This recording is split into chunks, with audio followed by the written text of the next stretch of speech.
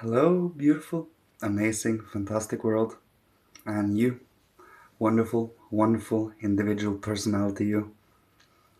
Today, I would like to speak about the warmth and the light that is the feeling of the Christmas spirit, the Christmas times, like when the sun is at its farthest away and there is darkness.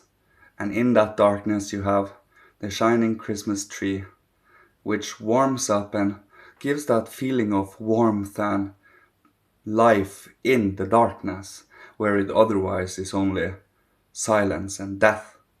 So, by having this Christmas warmth and taking it further with us after and dragging it out and truly feel the living sensation of the different, based on what festivals are coming to, like if it is Christmas or if it is Easter or if it is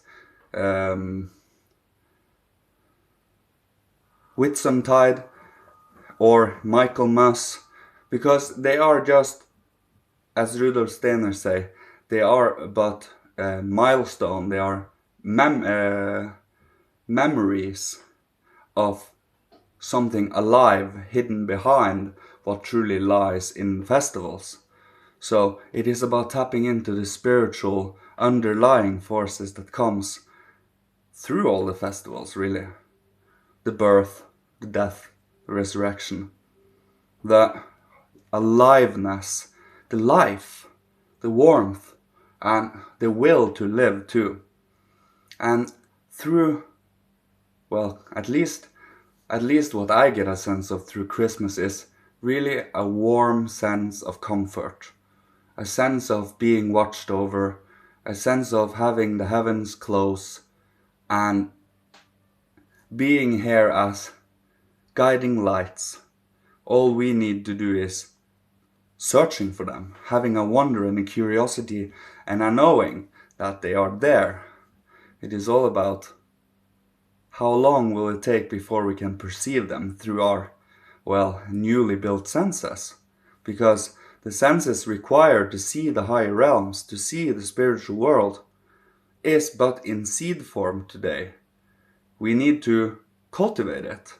We need to truly stimulate it and day by day make it stronger. And we can only make it so and so strong, but you can always polish until it cannot be polished anymore, because it is in preparation to the next incarnation. You will have factors and inclinations and interests in your next life that will allow you to either, have more challenges or having an easier time of it. Of course, we wouldn't want to exempt ourselves from challenges, because challenges truly brings about growth. That is what that is what really reflects yourself to yourself. Through struggle, you come to know both ups and downs of yourself. So it is about being curious enough and having the courage enough to find out, because as it stands, most are just the head. The head is here, the rest is submerged down under the ocean and is more of a dreamy haze than anything. By having an aliveness and awakeness and getting the sense for breath and the sense for emotional sensations and for movement of thoughts, becoming alive to every forces that is playing around us and being a little creative about it to bring life to it, true spiritual reality to it, so that we can find what is coinciding with truth, with honesty, with what is correct, what is in on itself divine. And when I say correct, there are so many, everything is God, everything is the Lord, and it is about reconciling and finding out that studying many of the small pieces and will bring together a whole picture in a sense. The more variations you have, the more of the whole picture. The more subjective, the more objective. It is a strange phenomena, but it nonetheless coincides with truth. The subjective is truly the objective, but it is about purifying our own inner being to be able to truly see things from a higher perspective, but also not so high that we become detached, but not also so personal that we become completely enmeshed in it. It is a perfect balance between interest and a certain detachment. It is really holding yourself free from shackles, but at the same time holding yourself to responsibility, love for the Lord's work, love for studying, cultivating and practicing morality, love and compassion, and gratitude, taking a few moments out in the day to be grateful, to have thank you for what I have, thank you for the few things I have. It doesn't need to be that much, you know? And it is about knowing and being grateful that we have life, that this life is valuable. Your life are valuable. Your individuality and personality are valuable, and your heart is too. Your heart is the sun, and from the heart the sun radiates good, warm, nourishing and healthy forces. But it also has a burning effect if it becomes too, too passionate. If it becomes too enraptured, it starts to destroy, like sun flares. But it is the same on the opposite side. We have the moon, the detached, the cold, the dried up, you know. It is about holding a balance to being connected to life, but at the same time holding yourself connected to the cosmos. So both in freedom and morality, but also in a necessity in a certain way. So you hold layers of reality on top of each other at the same time and see many, many different aspects in relation to each other and also in separation to each other. Because we need to find out what is their quality, what is the quality of that specific thing, of that specific group of spiritual beings and so on.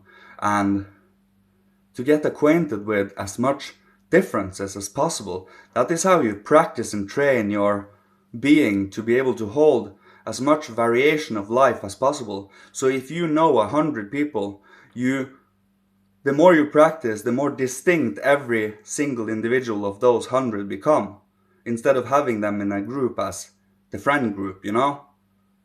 It truly becomes alive, something real, something truthful, and not only something we speculate in or hypothesize about. It is something that has life and meaning and love to it, because we all are human siblings. There is but one race here, and that is the human species. Human race species. And there are different cultures to things. And yes, we do look a little different. But if we cannot go beyond only, well, seeing through the appearance of things, how can we ever deepen ourselves and come to an understanding of what the individual human being is? This, no matter the background, no matter the interest, no matter what. You won't, because the bias will be in the way, and we will run away from everything that we do not comprehend or wish to comprehend.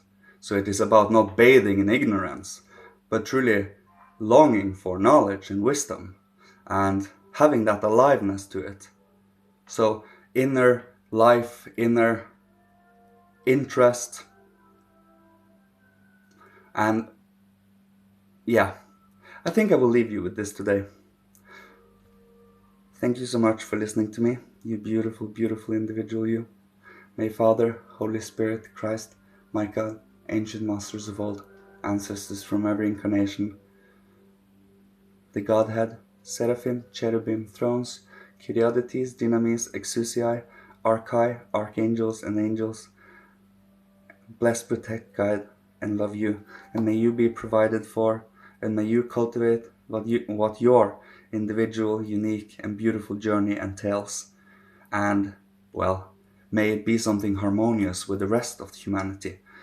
Something that can be, well, sustained in the future. Something that can truly be an aspiration. Something to work towards. Something to truly live towards through redemption. Through, well, becoming alive again. Allowing yourself to unfold as a human being, unfolding the experiences through reflection and through coming to understanding of who you are, what we human beings are, and where we are meant to go, what we are meant to become. And there are a plethora of ways to do it. Of course, some safe, some less so. It is all about where does our morality lie. So, we cannot change the world in any degree until we have changed ourselves. Or else, the reflection of the outer will still be the same reflection as the inner. So, when we all individuals, every one of us, have changed, grown, evolved and developed so that we all can come to a compassionate, empathic, symbiotic understanding of life and of each other, it is something we work towards. It will be a struggle, it will be a challenge, but it wouldn't be worth it otherwise. That is what the adversary powers are here for, to strengthen good. We wouldn't know what good was if we didn't have counter forces, the oppositional forces. And also, a little secret, the oppositional forces would never be oppositional forces without being ordered to do so. That is the most highest objective truth of things. Instead of seeing things as a curse, we see things as an opportunity to grow. So if we make a mistake, the higher realms always take the human mistakes and makes them something to make us develop and grow and evolve. And I love it. They never make anything go to waste in the end.